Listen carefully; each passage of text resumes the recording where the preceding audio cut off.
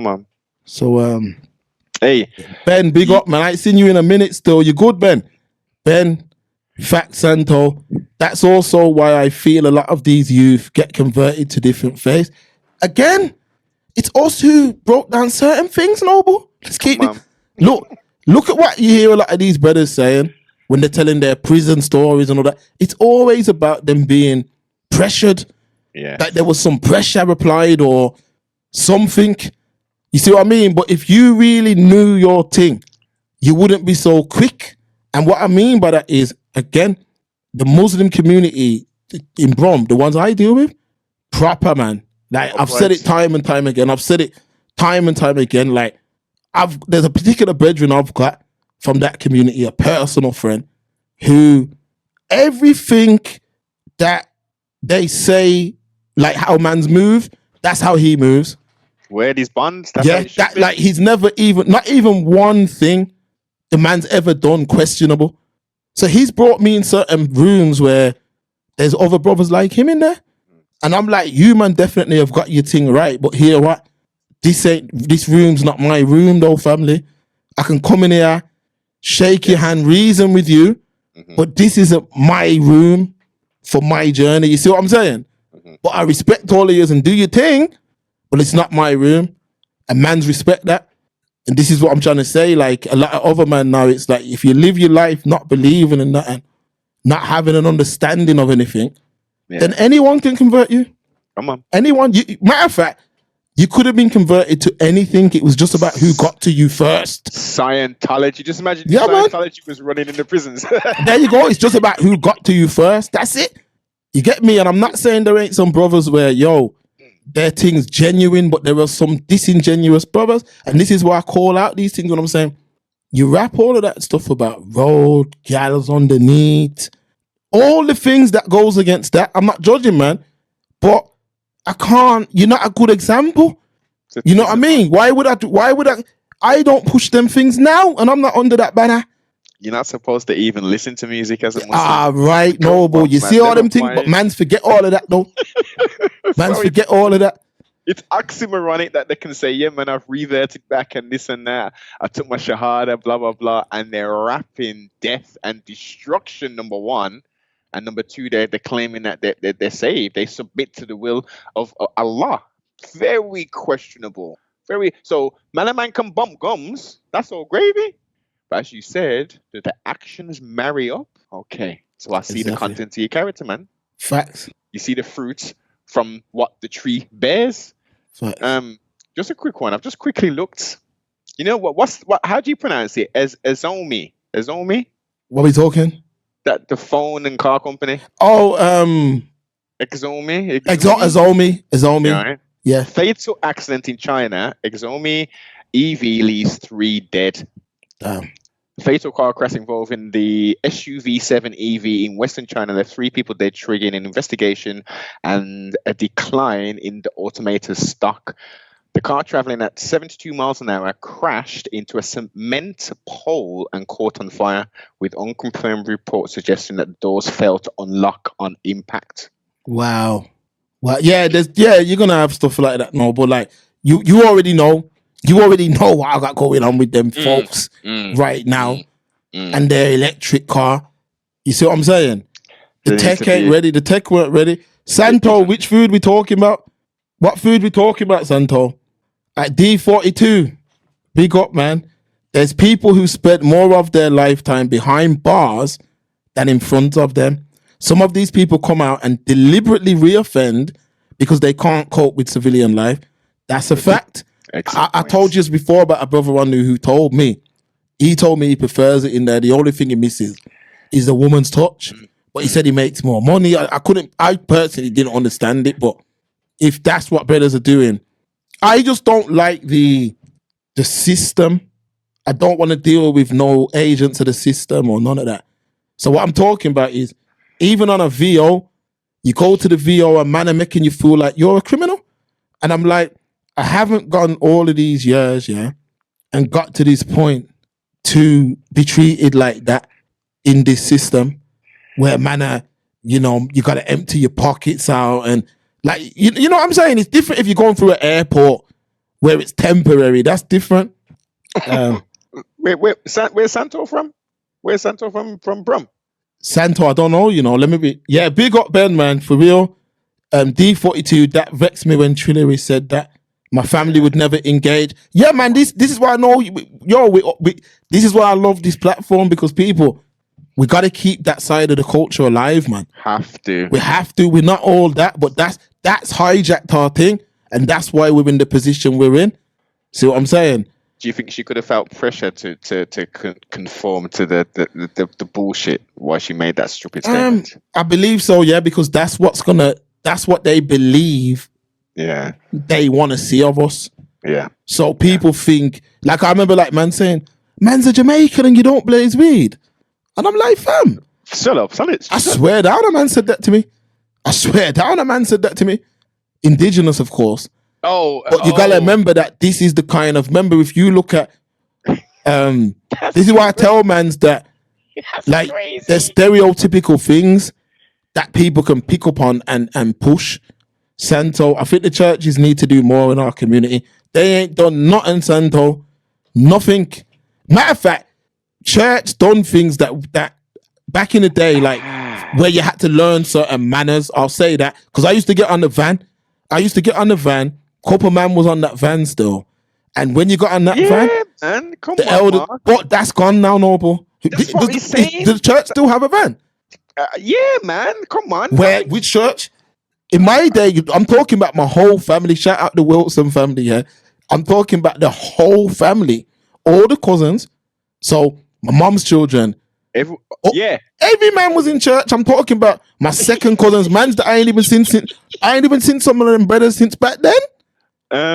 Real talk. And I don't think all, because obviously funds and people don't find that any goodness in community in the church. Full stop. Now it's more the older people, younger people. Listen, they're all atheists now, apparently, and at most agnostic, not knowing that there's a creative force, but not really, saying I'm down with this denomination. Because again, the point that you're highlighting is those values and customs, mores that were, and some of them were totally wrong teachings, not necessarily the guidance element, but the actual doctrine parts, that's gone. So there's minimal vans. There's vans still for certain communities. Certain churches with their community centers tacked on will have that capability, but the majority of them won't know. So the churches are failing. That's why there isn't that sense as Caribbean people. All of us are Christian generally. Our parents. I don't think there's outside of Trinidad, who've got half of them Muslim and whatever. We're Christian, Catholic, Baptist, Methodist. So that's the foundation. But because those institutions aren't doing what they used, man's going to the damn penitentiary. Wow, if I take my shahada, I can get an extra 6 hours out the cell. Wow, and them mans are cool still, man. They got a good little vibe going. I like the little beard thing. Yeah, man. Yo, I'm Muslim now. Man have your back as well. This is what I'm saying. Yeah. So like, let's say like you're a man now. You've kept up bare. You're idlers. That's the name we're gonna put on these youths. You're idlers, and then what happens is you go pen, and you've been an idler for years, and there's man in there who say, "I can't wait to catch you." The man's run through quick time, because then that wall of protections around you to say like, nah, the brothers, because them man say that. Well, no, not them man say. This is what the Quran says, that all is forgiven in it. You see what I mean? It's like a new life almost. All is forgiven from your past. So them brothers stand by that. And I'm talking about like the brother that I'm talking about in it. Well, you wouldn't have been in prison in the first place, but if you lost your way and ended up there, but you was a good brother besides whatever landed you there, because some men are innocent as well, then it's almost like you're going to stand by that. So whatever the brother did, you're going to say, no, it's a new day for that brother. Now, if it truly is a new day, Noble, meaning that the brother stands by the decision and he wants to change the error of his ways, I'm all for that. Yes. But if you're changing through some disingenuous reason, and then you, like I said before, a lot of these man, it's a photo op for Eid.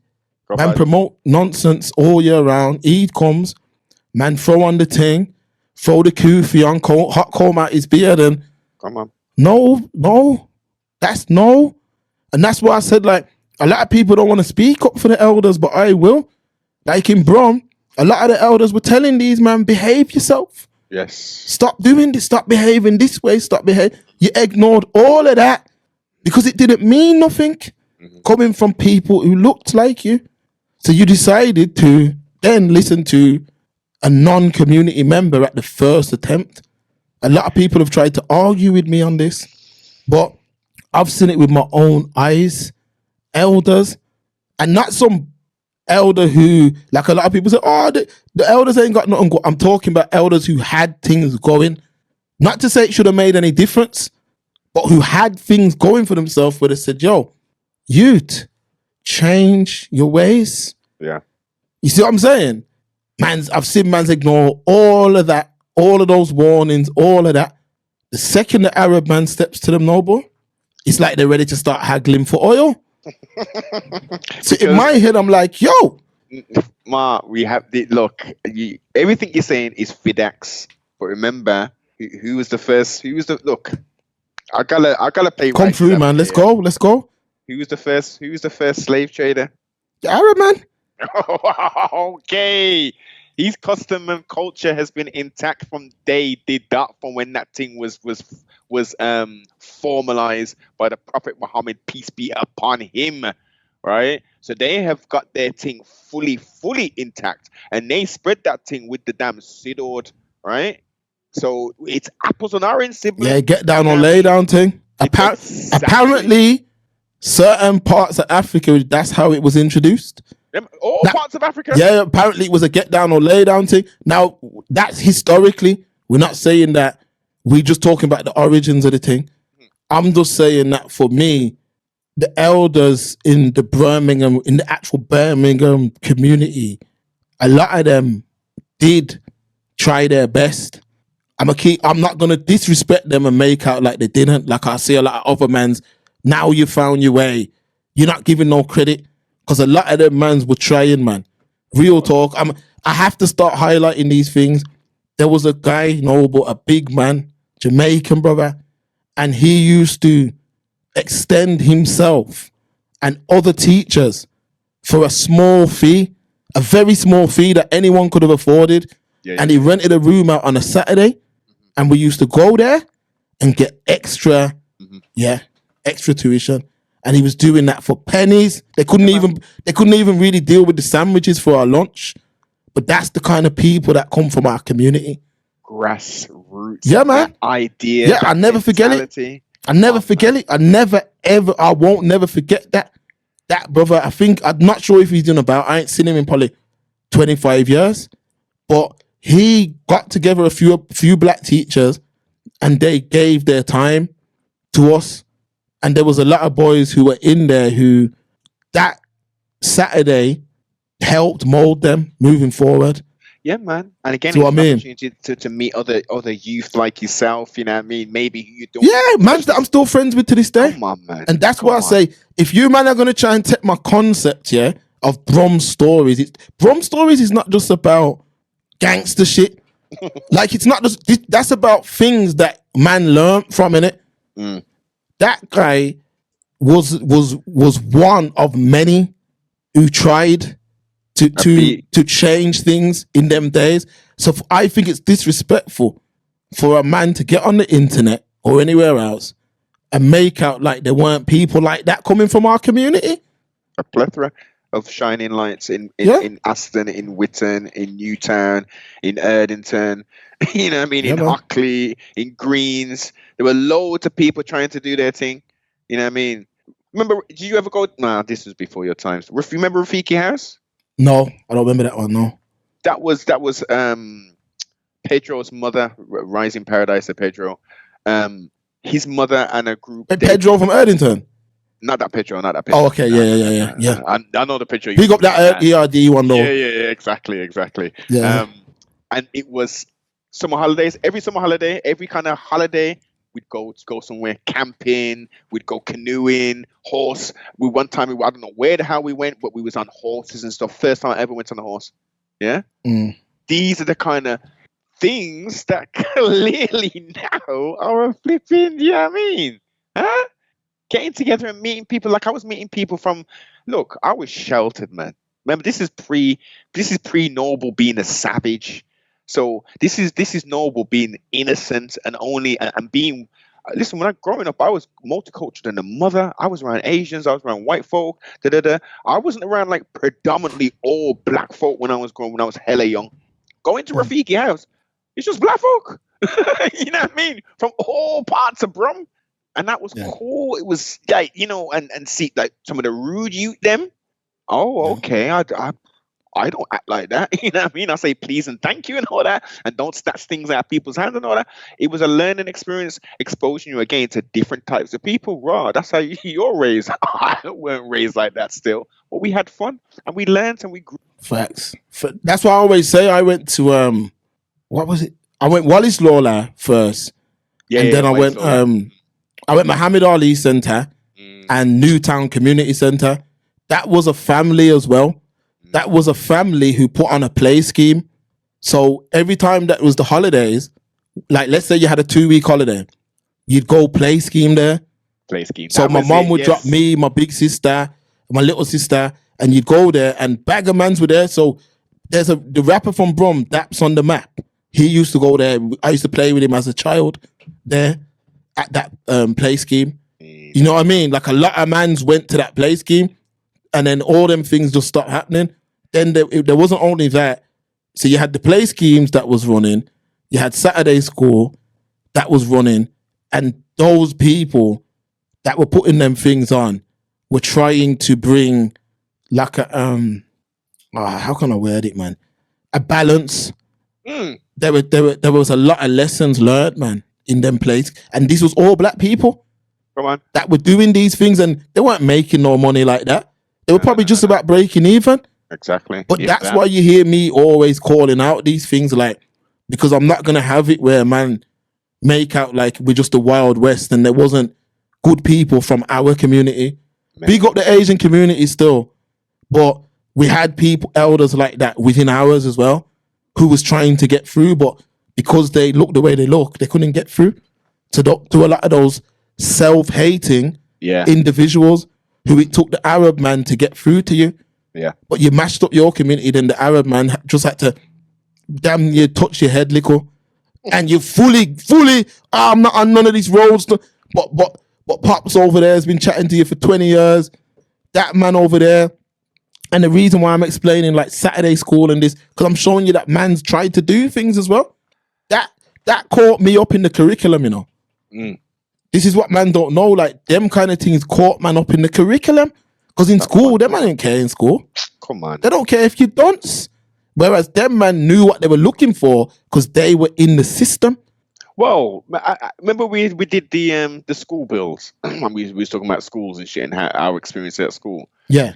Sure, I'm sure you said that there was at least 1 or 2 good teachers at your school, right? Yeah, definitely. Yeah. So there's always, you will always find like genuine, and again, this is where it starts. Look where we are now. We're going to go in here 2025.